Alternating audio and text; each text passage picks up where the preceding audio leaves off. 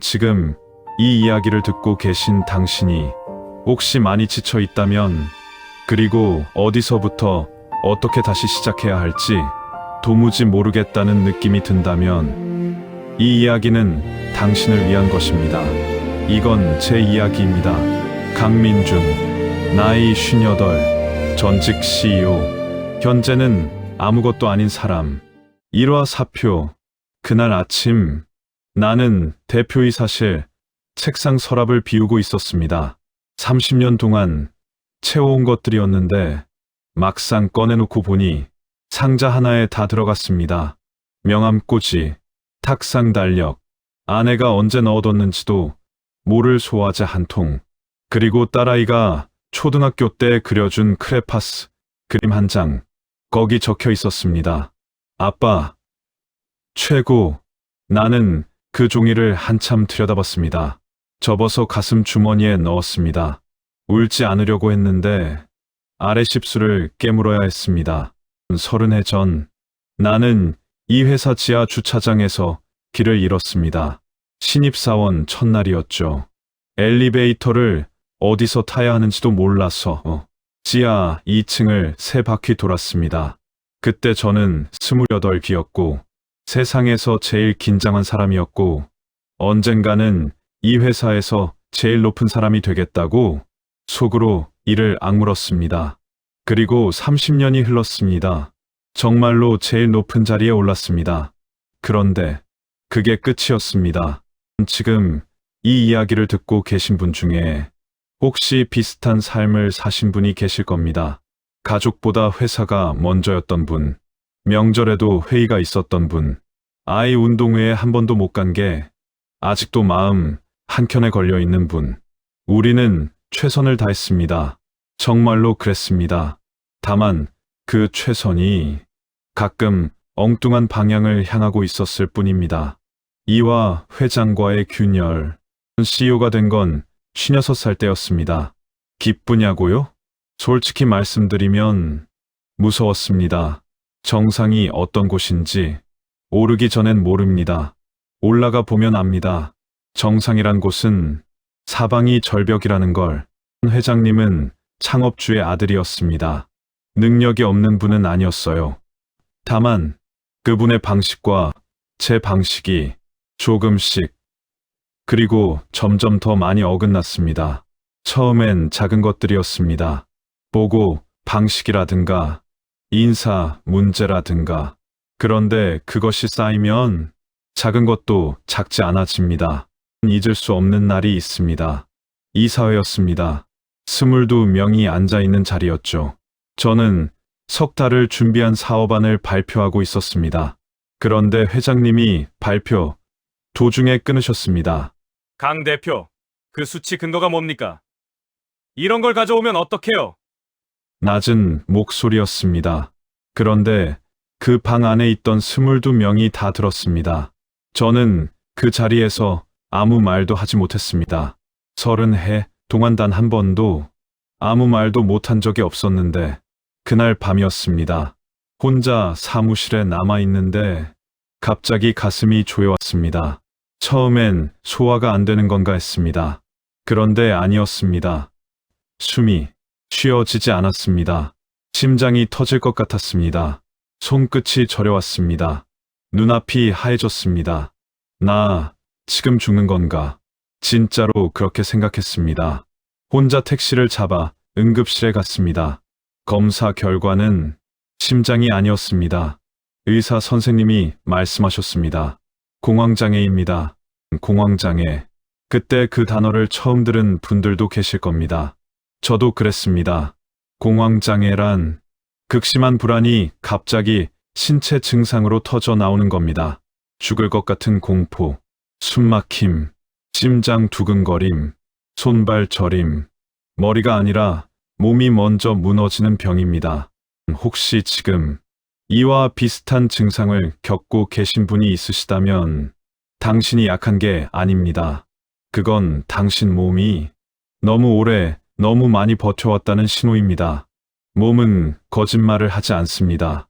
마음이 외면할 때 몸이 대신 말해줍니다. 이제 그만 멈춰도 된다고. 삼화 무너짐, 정신과 처방을 받기 시작했습니다. 아무에게도 말하지 않았습니다. 점심 약속을 핑계로 혼자 병원을 다녔습니다. 약을 먹으면 좀 버틸 수 있었습니다. 그런데 버틴다는 게 살아가는 건 아니더라고요. 회의실 문 앞에 서면 손에 땀이 났습니다. 엘리베이터 문이 닫히면 가슴이 먼저 알아챘습니다. 한때 수백 명 앞에서 마이크 없이도 강의하던 사람이 회의실 문고리를 잡고 숨을 고르는 신세가 됐습니다. 직원들이 보는 눈빛이 달라졌습니다. 회장님의 시선은 더 말할 것도 없었고요. 어느 날 아침 출근 준비를 하다가 거울 앞에 멈춰섰습니다. 거울 속에 있는 사람이 낯설었습니다. 눈 밑이 거뭇했습니다. 볼살이 빠져 있었습니다. 그리고 무엇보다 눈빛이 없었습니다. 30해 전 지하 주차장을 3바퀴 돌면서도 이를 악물던 그 눈빛이 어디에도 없었습니다. 나는 그날 사표를 썼습니다. 누가 자르기 전에 남은 자존심이라도 지키고 싶어서 사표를 내고 나오는데 회장님이 별 말씀이 없으셨습니다. 그게 더 아팠습니다. 30해였는데 그냥 그렇게 끝이었습니다. 집에 들어가지 못했습니다. 그날 밤 아내가 먼저 말했습니다. 조용한 목소리였습니다. 화를 내지 않았습니다. 그게 더 무서웠습니다. 나도 지쳤어요. 우리 잠깐 떨어져 있어요. 오피스텔을 구했습니다. 방 2칸짜리, 창문 하나, 냉장고를 열면 약봉지 몇 개와 생수 2병이 전부였습니다. 처음 며칠은 텔레비전도 켜지 못했습니다. 아무것도 하고 싶지 않았습니다. 그냥 멍하니 천장을 보다가 약을 먹고 잠들었다가 새벽에 깨는 것을 반복했습니다. 지금 이 이야기를 듣고 계신 분 중에 오늘도 그냥 하루를 버티고 계신 분이 있으실 겁니다. 한때는 잘 살고 있다고 생각했는데 어느 순간 보니까 다 사라진 것 같은 기분. 그 기분 압니다. 저도 그랬습니다. 그런데 그게 끝이 아니었습니다. 끝처럼 보이는 자리가 사실은 다른 무언가의 시작이었습니다. 그걸 알게 되는데 나는 가막산이 필요했습니다. 어느 새벽 4시였습니다. 또 잠을 못 이루고 핸드폰을 들여다보다가 검색창에 무심코 쳤습니다. 서울 근교산, 가막산이라는 이름이 눈에 들어왔습니다. 파주, 임진강 옆, 경기 5악 중 하나, 675m. 나는 그날 새벽 배낭을 챙겼습니다. 물 한 병, 약봉지, 그리고 핸드폰. 뚜렷한 이유는 없었습니다. 그냥 어딘가 높은 곳에 가고 싶었습니다. 이 방에서 벗어나고 싶었습니다. 이막, 산, 정상에는 아무것도 없을 거라 생각했다. 차와 오르다 버스에서 내리니 새벽 6시였습니다. 파주, 서울에서 1시간도 채 안 걸렸는데 공기가 달랐습니다. 차갑고 맑고 아무도 없었습니다. 나는 잠깐 그 자리에 서서 코로 숨을 크게 들이마셨습니다. 언제 마지막으로 이렇게 숨을 깊이 쉬었는지 기억이 나지 않았습니다. 법륜사 입구에서 산행을 시작했습니다. 등산화도 변변치 않았습니다. 운동화에 가까운 낡은 신발, 배낭이라고 해봤자 편의점 봉지에 물 한 병 넣은 게 전부였습니다. 그게 지금 제 삶이랑 비슷했습니다. 처음엔 길이 순탄했습니다. 숲 사이로 아침 햇살이 조금씩 들어오기 시작했습니다. 그걸 보면서 이상하다고 생각했습니다. 이게 이렇게 예쁜 것이었나. 30해 동안 나는 이런 걸 본 적이 없었습니다. 항상 앞만 봤으니까요. 숫자, 회의, 실적, 다음 보고 한 20분쯤 올랐을까요? 숨이 차오르기 시작했습니다. 그런데 이상했습니다. 숨이 차오를수록 오히려 머릿속이 조용해졌습니다. 회의실, 회장님 얼굴, 이혼 서류, 아내의 목소리, 그 모든 것들이 숨이 차오르면서 조금씩 멀어졌습니다. 깔딱고개가 시작됐습니다. 이름대로였습니다. 나는 그 자리에 한 번 주저앉았습니다. 내가 지금 뭘 하고 있는 건가? 58세 남자가 혼자 새벽에 아무 준비도 없이 이름도 잘 모르는 산을 오르고 있습니다. 그때였습니다. 바로 옆 바위 틈새에 무언가 보였습니다. 작고 흰 것이었습니다. 꽃이었습니다. 손가락 한 마디만 한 아주 작은 꽃이었는데 그 가파른 바위 사이 흙이라고는 거의 없는 자리에 뿌리를 내리고 있었습니다. 흔들리고 있었습니다. 바람에. 그런데 뽑히지 않았습니다. 나는 그 꽃 앞에 한참을 쪼그리고 앉아 있었습니다. 그리고 무심코 핸드폰을 꺼냈습니다. 사진을 찍었습니다. 왜 찍었는지 모릅니다. 그냥 기록해두고 싶었습니다. 이 자리에 이런 꽃이 피어 있었다는 것을, 아무도 봐주지 않아도 여기 이렇게 피어 있었다는 것을. 다시 일어섰습니다. 한 발, 또 한 발, 오화, 마리아상. 정상에 가까워질수록 나무가 낮아졌습니다. 시야가 트이기 시작했습니다. 멀리 임진강이 보였습니다. 굽이치는 강줄기가 안개 속에 잠겨 있었습니다. 정상 표지석을 지나 동쪽 봉우리 방향으로 발걸음을 옮겼습니다. 벼랑길 쪽으로 조금 내려서는 자리였습니다. 그리고 보였습니다. 가막산 성모 마리아상. 사람 키보다 조금 큰, 머리에서 발끝까지 흰 베일을 두르고 있었습니다. 하늘색 허리띠, 가슴 앞에 가지런히 모은 두 손, 발 아래는 구름, 이끼 하나 없었습니다. 누군가 정성껏 닦아 놓은 듯 희고 단정했습니다. 바람이 불고 있었는데 그 상은 흔들리지 않았습니다. 임진강이 굽이치는 북녘 하늘을 향해 고요히 서 있었습니다. 나는 신자가 아닙니다. 그런데 발이 멈췄습니다. 그 상이 나를 보고 있었습니다. 아니, 정확히는 아무것도 묻지 않고 있었습니다. 뭘 했는지, 왜 이렇게 됐는지, 앞으로 어떻게 할 건지, 그런 거 하나도 묻지 않고 그냥 거기 있었습니다. 무릎이 꺾였습니다. 스스로 꿇은 게 아니었습니다. 그냥 꺾였습니다.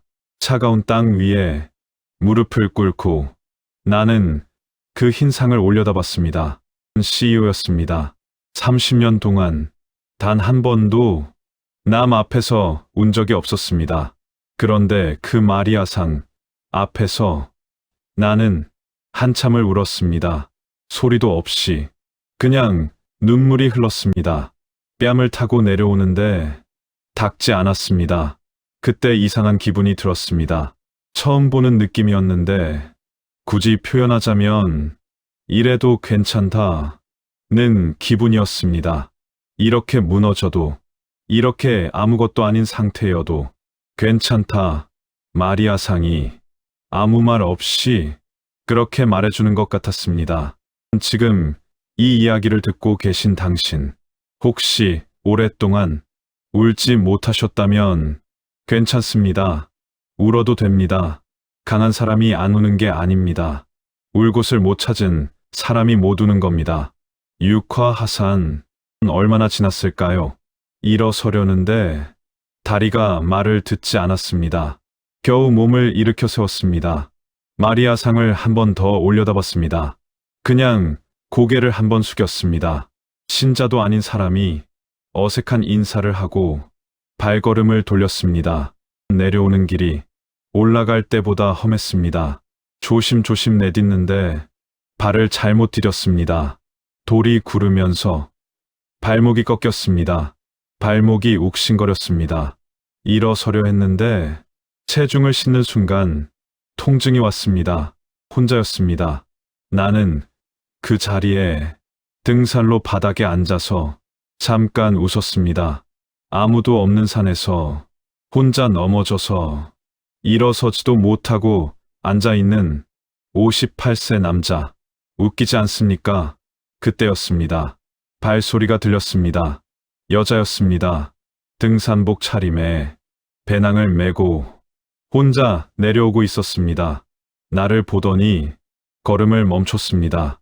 괜찮으세요? 그 목소리가 윤서연이었습니다. 사막 만남과 씨앗. 그 여자는 산을 너무 잘 알았다. 7화 민박집. 서연 씨는 말이 많은 사람이 아니었습니다. 혼자세요? 일어서 보세요.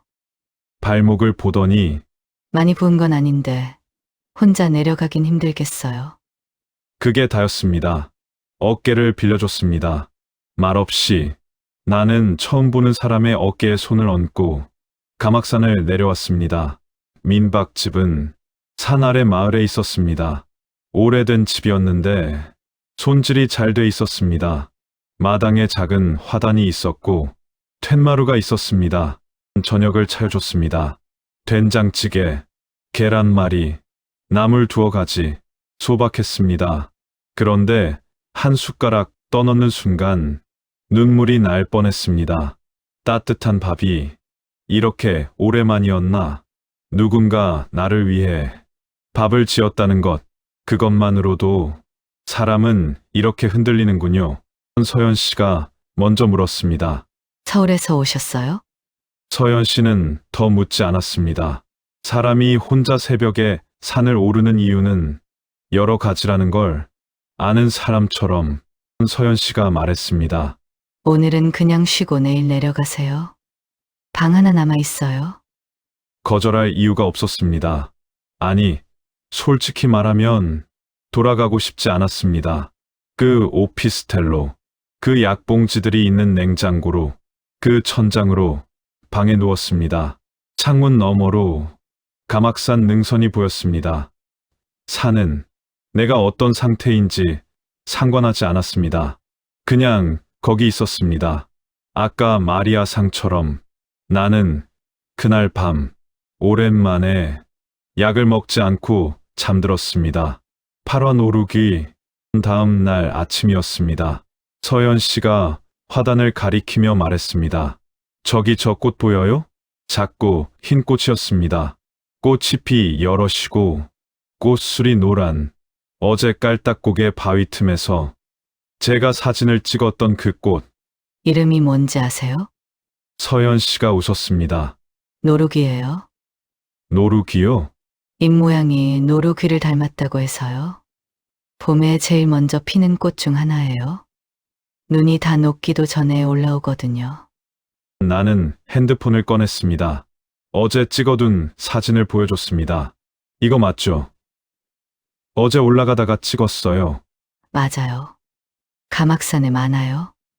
바위 틈에서도 잘 자라요. 뿌리가 깊거든요. 뿌리가 깊어서 저렇게 작아도 안 뽑히는 거예요? 네. 작은 꽃일수록 뿌리가 깊은 경우가 많아요. 그 말이 왜인지 가슴에 박혔습니다. 작은 꽃일수록 뿌리가 깊다. 나는 30년 동안 높은 곳만 봤습니다. 더 높이, 더 빠르게. 그런데 뿌리를 얼마나 깊이 내렸는지는 한 번도 생각해 보지 않았습니다. 아침을 먹으면서 서연 씨에게 물었습니다. 여기 오래 사셨어요? 3년 됐어요.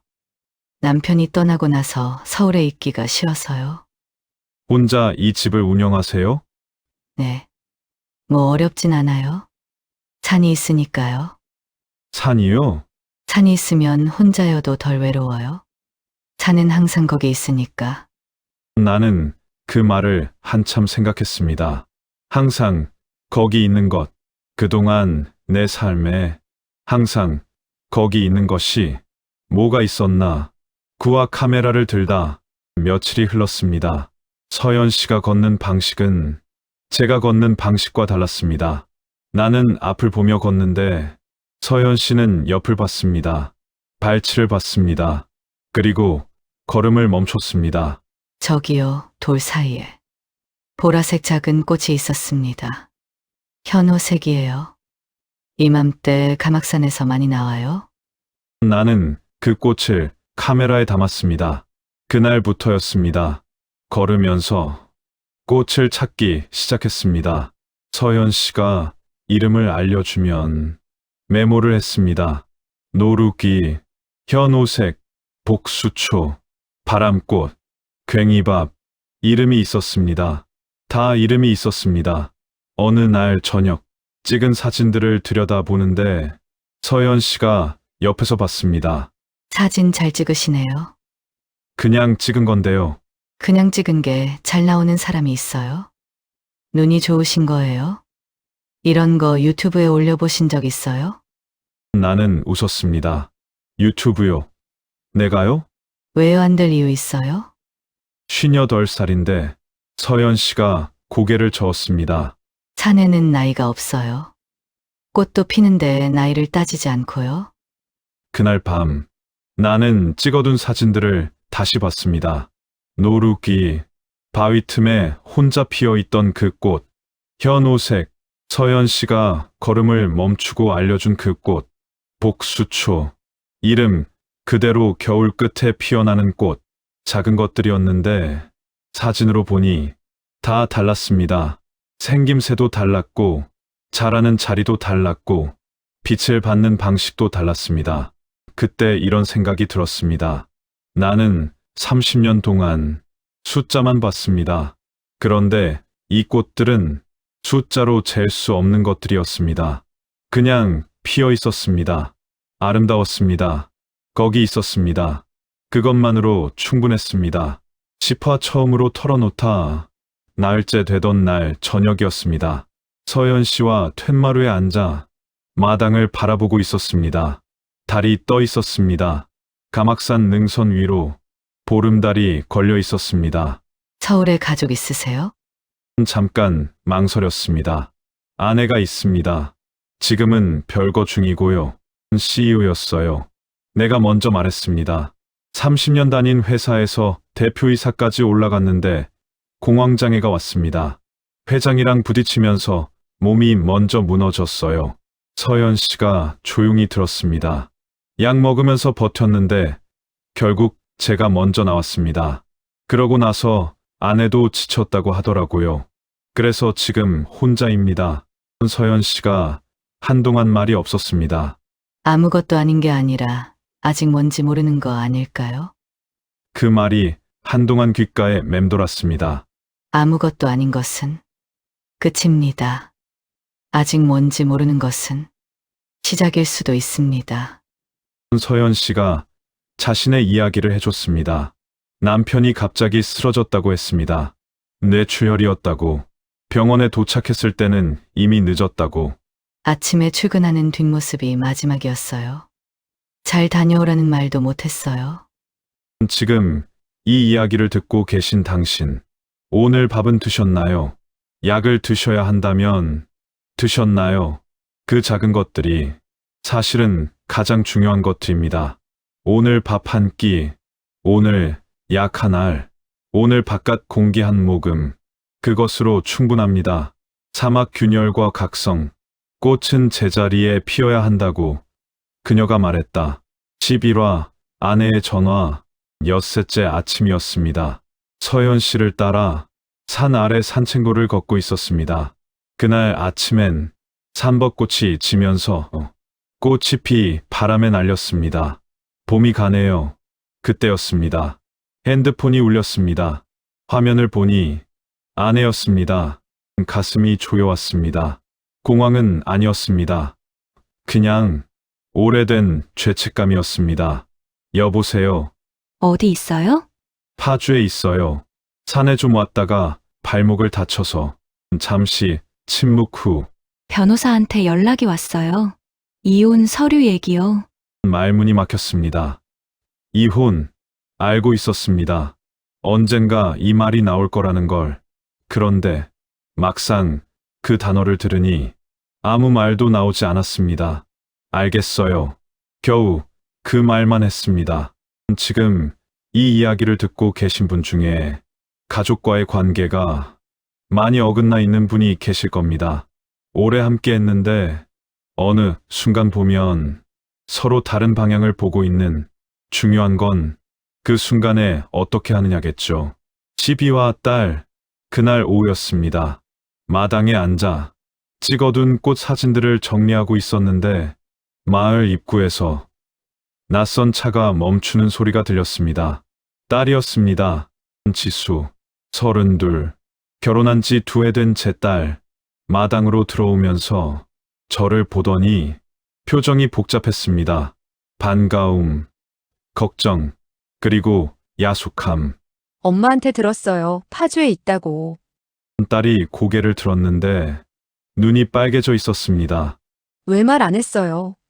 아빠가 힘들다고 하면 너한테 짐이 될 것 같아서. 그게 더 짐이에요. 그날 딸과 오랫동안 이야기했습니다. 밤늦게 딸이 돌아가면서 말했습니다. 서울 올라오면 연락해요. 나도 엄마한테 말해볼게요. 여러분, 자녀가 있으신 분들께 드리고 싶은 말씀이 있습니다. 아이들은 압니다. 부모가 힘든 걸 말 안 해도 압니다. 먼저 말씀해 주세요. 힘들다고, 잘 모르겠다고. 아이들은 그 말을 짐으로 듣지 않습니다. 13화 서현의 직원.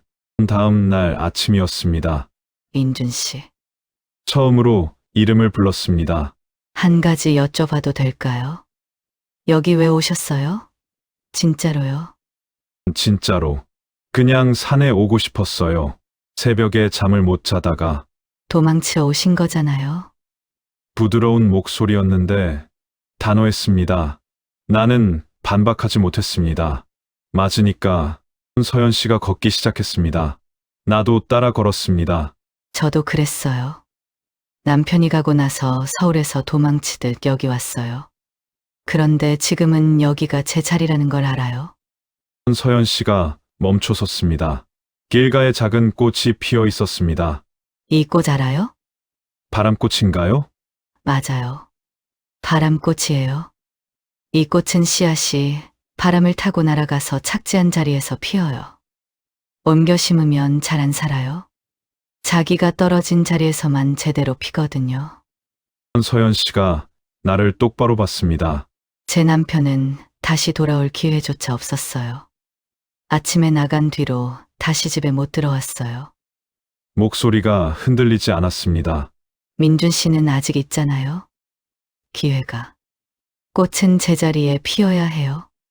산에 피는 꽃도 결국 뿌리가 있는 자리로 돌아가요. 뿌리를 두고 떠난 꽃은 오래 못 가요. 잠깐 사이를 두고 서현 씨가 말했습니다. 도망쳐 여기 오셨다면 이제 돌아가셔야 해요. 아내가 이혼 서류 얘기를 꺼냈어요. 알아요. 들었어요. 그래도요? 무서워요. 내가 말했습니다. 처음으로 그 말을 소리내어 했습니다. 돌아가는 게. 서현 씨가 고개를 끄덕였습니다. 무섭죠. 그런데 무서운 대로 가야 무서움이 없어져요.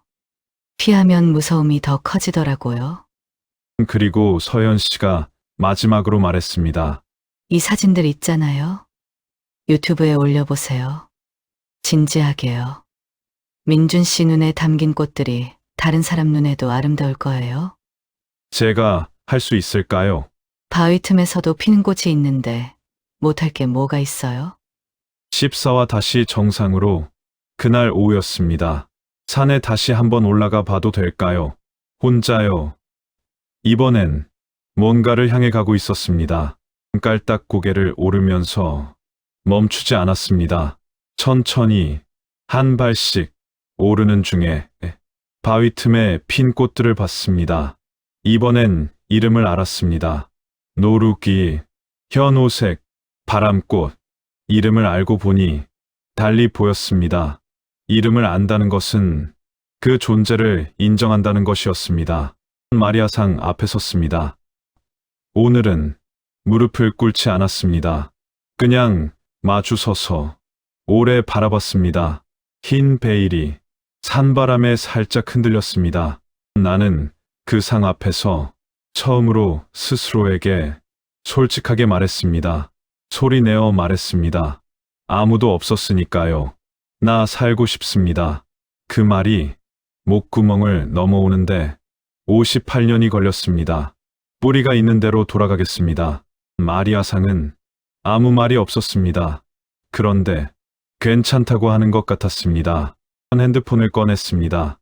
마리아상 발치에 작은 들꽃이 하나 피어 있었습니다. 나는 그 꽃에 카메라를 들었습니다. 초점을 맞추고 셔터를 눌렀습니다. 뒷배경에 흰 마리아상이 담겼습니다. 그 사진이 훗날 야생화 유튜브 채널 꽃을 찾아서의 첫 번째 영상이 됩니다. 지금 이 이야기를 듣고 계신 당신, 살고 싶다는 말을 마지막으로 한 게 언제였나요? 오늘 한번 해보세요. 혼자 있는 자리에서, 아무도 없는 곳에서 소리내어. 나 살고 싶다. 그 말이 당신 몸속 어딘가를 열어줄 겁니다. 오막 두 번째 봄, 뿌리가 있는 자리로 돌아갔다. 15화 돌아가는 길, 민박집 마지막 아침이었습니다. 서연 씨가 아침밥을 차려줬습니다. 된장찌개, 계란말이, 나물, 처음 먹던 날과 똑같은 상이었습니다. 그런데 느낌은 달랐습니다. 처음엔 그냥 따뜻했는데 이번엔 아쉬웠습니다. 서연 씨가 말했습니다. 무조건 잘 될 거라는 말은 안 할게요. 그런 말은 저도 믿지 않으니까요. 그런데 한 가지는 말씀드릴 수 있어요. 지금 여기서 보낸 일주일 동안 민준 씨 얼굴이 달라졌어요. 처음 올라오셨을 때요. 눈에 빛이 없었어요. 그냥 꺼져 있었어요. 지금은 달라요. 눈의 빛. 나는 오래전 거울 앞에서 눈빛이 없어진 걸 봤던 날을 떠올렸습니다. 짐을 쌌습니다. 배낭 안에 물, 약봉지, 그리고 핸드폰. 핸드폰 안에는 일주일치 꽃 사진들이 담겨 있었습니다. 노루기, 현오색, 바람꽃, 복수초, 괭이밥, 산벚꽃, 그리고 가막산 마리아상 발치에서 찍은 이름 모를 들꽃 한 송이. 마당을 나서려는데 서연 씨가 작은 봉지를 내밀었습니다. 직접 만든 것 같은 작은 쿠키들이 들어 있었습니다. 감사합니다. 반값은 넉넉히 내셨으니까요. 서연 씨가 웃었습니다. 그 웃음이 참 좋았습니다. 버스를 타고 서울로 올라오는 동안 핸드폰을 꺼내 들었습니다. 아내의 번호를 봤습니다. 수십 번 전화 버튼을 눌렀다가 끊었습니다. 그때 서연 씨가 한 말이 떠올랐습니다. 무서운 데로 가야 무서움이 없어져요.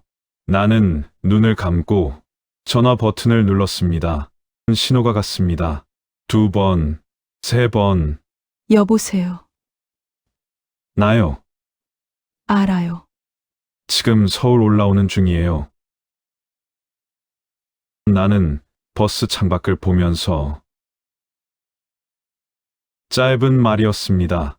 그런데 그 말이 30년이 걸렸습니다. 아내가 한동안 말이 없었습니다. 전화를 끊고 문이 완전히 닫힌 게 아니었습니다. 아직 틈이 있었습니다. 빛이 들어오고 있었습니다. 나레이션. 지금 이 이야기를 듣고 계신 분 중에 오랫동안 먼저 연락하지 못한 분이 계실 겁니다. 그냥 눌러보세요. 완벽한 말이 준비되지 않아도 됩니다. 미안해요. 한마디면 됩니다. 그 한마디가 닫힌 문에 틈을 만듭니다. 16화 뿌리. 아내를 만났습니다. 집 근처 작은 카페였습니다. 30년을 함께 산 사람인데 마주 앉으니 어색했습니다. 그게 서글펐습니다. 많이 힘들었어요? 나도 힘들었어요.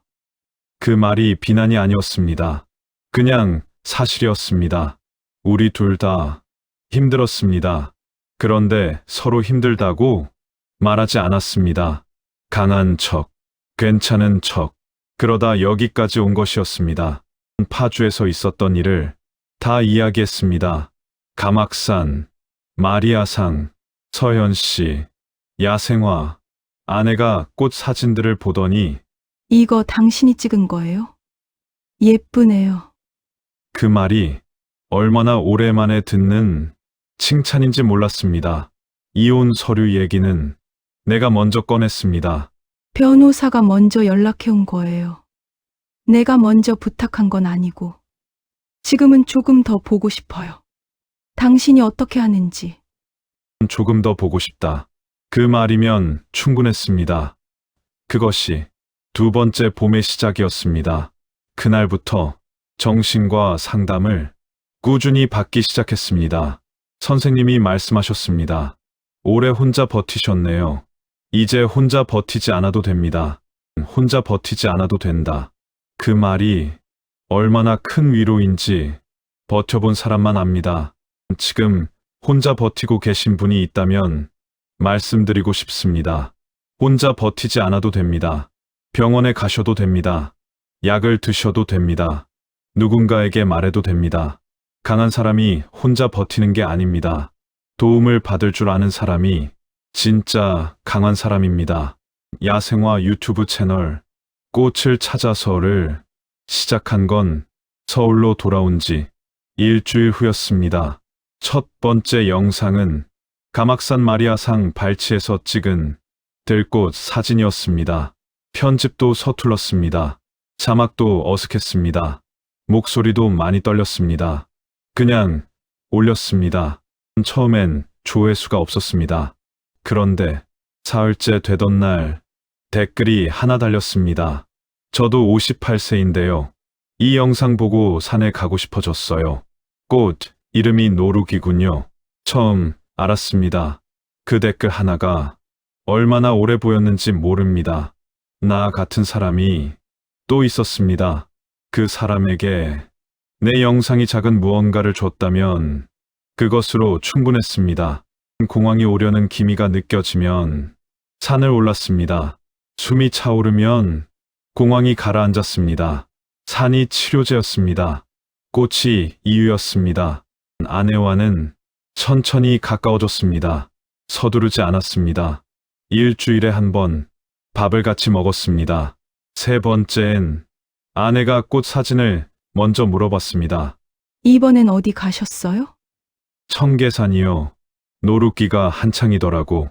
나도 한번 가볼 수 있어요? 그럼요. 같이 가요. 17화 인생의 친구. 봄이 깊어지던 어느 날이었습니다. 핸드폰에 문자가 왔습니다. 발신인 윤서현.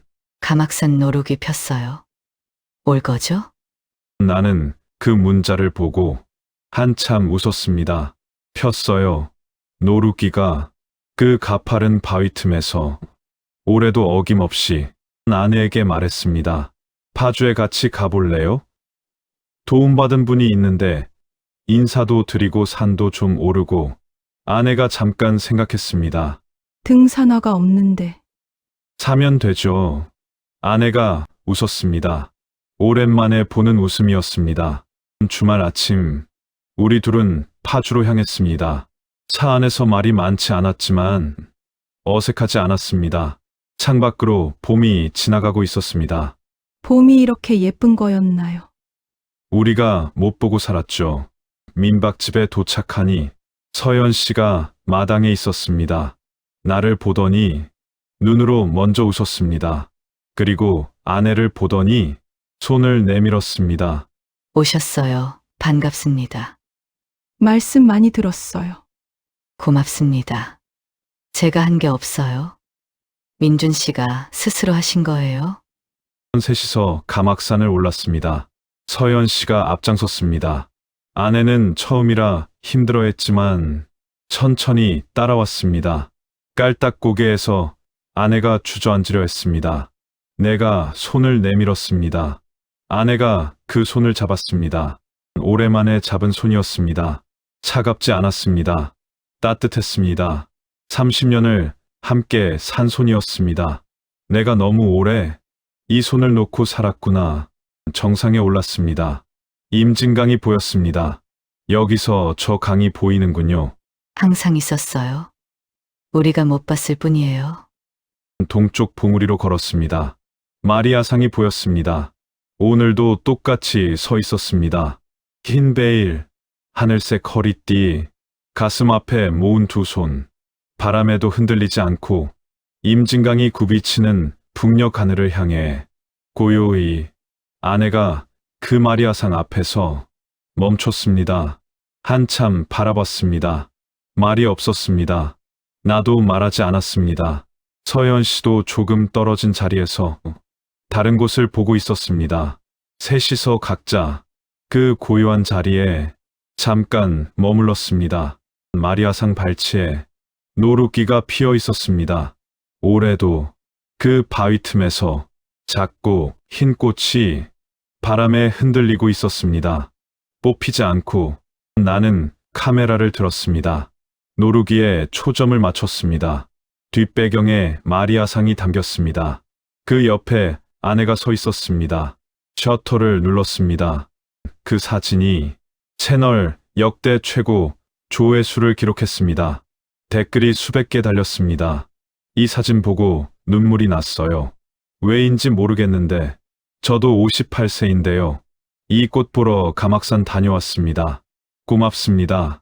남편이 올해 퇴직했어요. 이 영상 보여줬더니 같이 산 가보자고 하더라고요. 혼자 이 영상 보다가 소리내서 울었습니다. 나만 이런 게 아니구나 싶어서요. 나만 이런 게 아니구나. 맞습니다. 나만 이런 게 아닙니다. 지금 이 이야기를 듣고 계신 당신도 혼자가 아닙니다. 지쳐있는 사람이 당신 혼자가 아닙니다. 무너진 것 같은 느낌이 드는 사람이 당신 혼자가 아닙니다. 어디서부터 다시 시작해야 하는지 모르겠는 사람이 당신 혼자가 아닙니다. 우리는 다 그렇게 살아가고 있습니다. 서연 씨와 나는 지금도 가끔 함께 산에 오릅니다. 계절마다 꽃이 바뀝니다. 봄엔 노루기, 여름엔 원추리, 가을엔 구절초, 겨울 끝엔 복수초. 서연 씨는 꽃 이름을 알려주고 나는 그걸 카메라에 담습니다. 연인이 아닙니다. 그냥 서로의 바닥을 아는 사람, 서로가 어떻게 무너졌는지, 어떻게 다시 일어섰는지 아는 사람, 그런 사람이 인생에 한 명만 있어도 충분하다는 걸 나는 이제 압니다. 아내와는 천천히 다시 살아가고 있습니다. 다시 한 집에서 살기까지 6개월이 걸렸습니다. 완벽하지 않습니다. 여전히 어색한 날이 있습니다. 그런데 같이 있습니다. 아침에 눈을 뜨면 옆에 사람이 있습니다. 그것이 얼마나 큰 일인지 잃어봤던 사람은 압니다. 딸 지수는 채널 구독자 1만 명이 됐을 때 축하 문자를 보냈습니다. 아빠 대단해요. 유튜버 됐네. 아직 멀었어. 그래도 대단해요. 58세에 새로 시작한 거잖아요. 8세에 새로 시작했습니다. 지금은 60이 가까워졌습니다. 공황이 완전히 없어진 건 아닙니다. 가끔 옵니다. 그래도 이제는 압니다. 공황이 오면 산에 오르면 됩니다. 숨이 차오르면 공황이 가라앉습니다. 몸이 바빠지면 마음이 쉽니다. 감악산 마리아상 앞에서 무릎을 꿇고 울던 그 사람이 지금 이 이야기를 하고 있습니다. 그 자리에서 다 끝난 것 같았는데 그 자리가 다시 시작하는 자리였습니다. 바닥이라고 생각한 곳이 사실은 땅이었습니다. 딛고 일어설 수 있는 땅.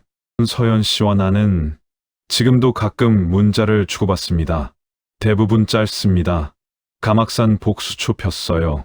이번 주 갈게요. 그게 다입니다. 긴 말이 필요 없습니다. 서로의 바닥을 아는 사람끼리는 짧은 말로도 충분합니다. 오늘 이 이야기를 끝까지 들어주신 분들께 마지막으로 드리고 싶은 말이 있습니다. 당신이 지금 어디에 있든, 오피스텔 방 안이든, 출퇴근 버스 안이든, 혼자 걷는 길 위든, 지금 이 순간에도 어딘가에서 노루기가 피어나고 있습니다. 아무도 봐주지 않아도, 아무도 씨앗을 심지 않았어도 그냥 피어나고 있습니다. 당신도 그렇습니다. 지금 이 순간에도 당신 안에서 무언가가 피어나려 하고 있습니다. 그것을 믿어주세요. 감악산 마리아 꽃을 찾아서 이 이야기를 끝까지 함께 해주셔서 진심으로 감사합니다. 언젠가 가막산에 오르시게 된다면 동쪽 봉우리 쪽으로 조금 내려서 보세요. 흰 상이 거기 서 있습니다. 아무것도 묻지 않고 그냥 거기 있습니다. 끝까지 시청해 주셔서 감사합니다. 좋아요와 구독은 영상 제작에 많은 힘이 됩니다.